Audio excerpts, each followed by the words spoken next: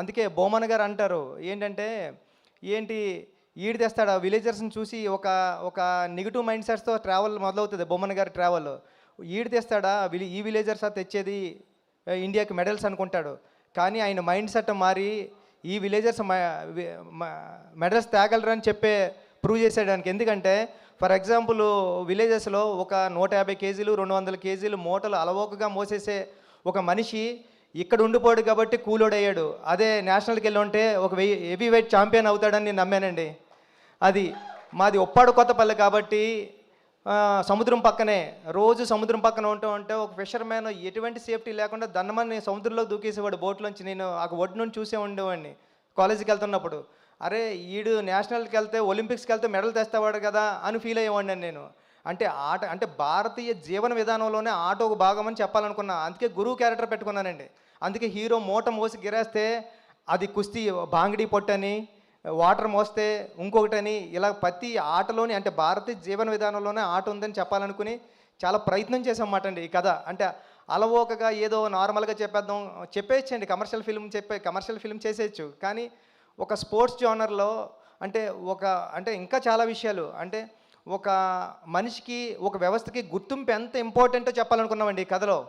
అంటే ఎవరైనా సరే ఒక కుర్రోడు ఏడుస్తూ ఉన్నాడంటే, అప్పుడే పుట్టినాడు క్యారమని ఏడ్చాడంటే, నేను పుట్టానురా నన్ను గుర్తించండి రా అని ఏడుస్తూ ఉంటాడు ఆ సౌండ్. అంటే అలాంటి గుర్తింపు కోసం ఒక మనిషి ఎంత స్ట్రగుల్ చేస్తాడు తన ఊరు కోసం, తన ఊరు గుర్తింపు కోసం. అలాంటి ఒక మంచి మాట చెప్పాలనుకున్న మాట అండి. నెక్స్ట్ ఏంటంటే ఫర్ ఎగ్జాంపుల్ ఎన్నో అంటే నాకు తెలుసు రంపచోడవరం అలాంటి ఏరియాల్లోనే నేను 100% లవ్ సినిమా షూటింగ్కి వెళ్ళినప్పుడు సుకుమార్ గారితో రంగస్థలం షూటింగ్కి వెళ్ళినప్పుడు ఎన్నో అంటే విలేజర్స్కి ఒక మనిషి మనకలాంటి ఒకడు ఉన్నాడని కూడా తెలియదండి. అలాంటి విలేజెస్ ఇండియాకి కనెక్షన్ లేని ఎన్నో విలేజెస్ ఉన్నాయండి. వాళ్ళని చూస్తే మనం షాక్ అవుతాం. అంటే ఇప్పుడు వరకు వచ్చి తిను ఎప్పుడు సిటీలోకి రాలేదా, మనకి ఇలాంటి డ్రెస్ ఉంటుందని తెలీదా, మనకు సెల్ ఫోన్ ఉంటుందని తెలీదా అని మనం ఆశ్చర్యపోతాం. అలాంటి మనుషులకి ఇండియాకి ఒక కనెక్షన్ ఉండాలా, ఒక ట్రాన్స్పోర్టేషన్ ఉండాలా, వాళ్ళందరినీ కూడా మన ఇండియన్స్ అనుకోవాలని మన భుజమే చేస్తే ఇది మన బ్రదరేనా అనుకుంటాడు. అలాంటి వాళ్ళందరూ ఉన్నారండి. వాళ్ళందరూ అలాంటి ఇండియాలో అలాంటి గ్రామాలు ఎన్నో, నేను అన్నట్టు ఒక 20,000 గ్రామాలు 18,000 గ్రామాలు ఉన్నాయని నేను చదివాను.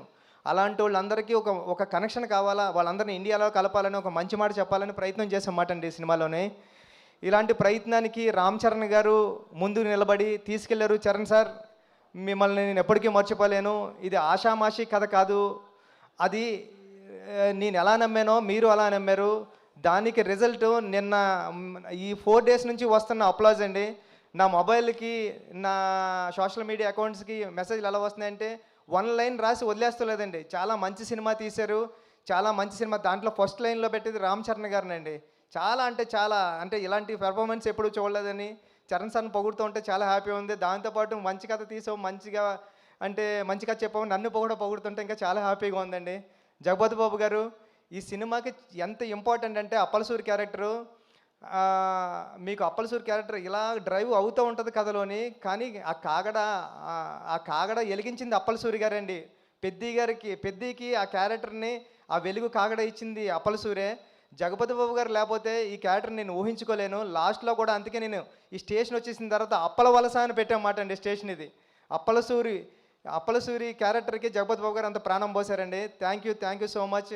అంటే ఫ్యామిలీ నేను రీల్స్ గట్రా చూస్తున్నా, చిన్నపిల్లల్ని తీసుకుని వెళ్ళిపోతున్నారండి సినిమాకి, చిన్నపిల్లల్ని తీసుకుని వెళ్ళిపోయి చూపిస్తున్నారు. నేను ఏదైతే ఫీల్ అయ్యానో ఫ్యామిలీ నిన్న నేను దేనికి ఒక అల్లు స్టూడియో ఉంటే దానికి వెళ్ళి చూస్తుంటే అందరూ కూర్చొని స్క్రీన్ మీద ఎలా ఉంటే ఇలా బ్యాక్ తిరిగి చూసే ఆడియన్స్ని, స్క్రీన్ వైపు చూడలేదు. ఎందుకంటే డైలాగ్ వెంట చూస్తుంటే అందరూ కళ్ళంట నీళ్ళు తుడుచుకుంటున్నారండి. అంటే లాస్ట్ 40 minutes నేను ఏదైతే నమ్మానో అది జరిగింది. సేమ్ టైం నేను చరణ్ సార్తో ఐమాక్స్కి వెళ్ళాం, ప్రసాద్ ఐమాక్స్కి వెళ్ళినప్పుడు చూసినప్పుడు చరణ్ సార్కి అందరూ లెగిసి హాస్పిటల్ సీన్ దగ్గర క్లాప్స్ కొట్టి అందరూ ఇలాగా బెండ్ చేసి చరణ్ సార్ అని నేషనల్ అవార్డు అని అరుస్తున్నారండి. అన్నా నీకు నేషనల్ అవార్డు వస్తుందని అరుస్తున్నారు. ఇంతకన్నా ఇది కదరా కావాల్సింది, నేను వచ్చిన పని అయిపోయింది, సినిమా చేసిన పని అని అనుకున్నా. థ్యాంక్ యూ అండి సతీష్ గారు, ఈ సినిమా నమ్మినందుకు, మీరు నాకు ఈ సినిమా ఇచ్చినందుకు లైఫ్ లాంగ్ మీకు రుణపడి ఉంటానండి. రవి గారు అందరికీ థ్యాంక్ యూ అండి. ఈ సినిమా థియేటర్స్లో ఉంది, చూడండి. ఫ్యామిలీ సమ్మర్ హాలిడేస్ ఎంజాయ్ చేసినట్టు ఎంజాయ్ చేయండి. అమ్మమ్మ గారు ఇంటికి వెళ్తారు కదా, ఫ్రెండ్స్ ఇంటికి వెళ్తాం కదా, అలాగే పెద్దిగాడి ఇంటికి వెళ్ళండి, చూడండి పెద్దిని. థ్యాంక్ యూ సో మచ్ అండి. థ్యాంక్ యూ బుచ్చిబాబు గారు, థ్యాంక్ యూ సో మచ్. మీరంతా భయపడాల్సిన అక్కర్లేదు, ఈరోజు మీకేం టాస్క్ పెట్టట్లేదు మేము. ఎస్, సో మరొకసారి అందరికీ కంగ్రాచులేషన్స్ తెలియజేస్తూ so we have a 2 videos about Peddi celebration. Can we have a videos on screen please? You, Nana, love you so much.